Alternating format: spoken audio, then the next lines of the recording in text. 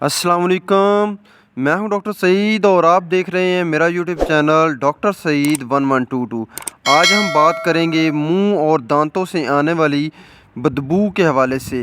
तो ये मसला सिर्फ सफाई का नहीं, अगर आप बाकायदगी से दांत साफ़ करते हैं फिर भी मुंह से काफ़ी ज़्यादा बदबू आती है तो मसला टूथब्रश का नहीं, मसला कहीं और हो सकता है।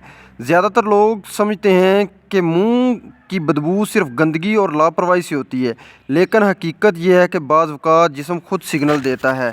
बाज़ औक़ात मैदे की ख़राबी और इसके अलावा तेज़ाबियत और मैदे का कमज़ोर होना मुंह की बदबू की बड़ी वजह हो सकता है।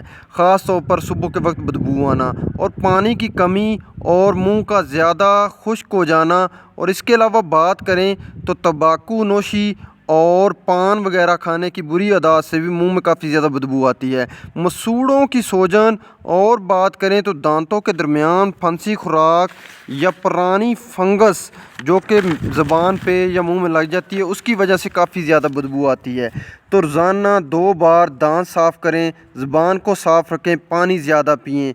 अगर बदबू मुसलसल रहे तो दांतों के डॉक्टर से मशवरा करें। याद रखें, मुंह की बदबू सिर्फ मसला नहीं बल्कि सेहत का पैगाम भी हो सकता है।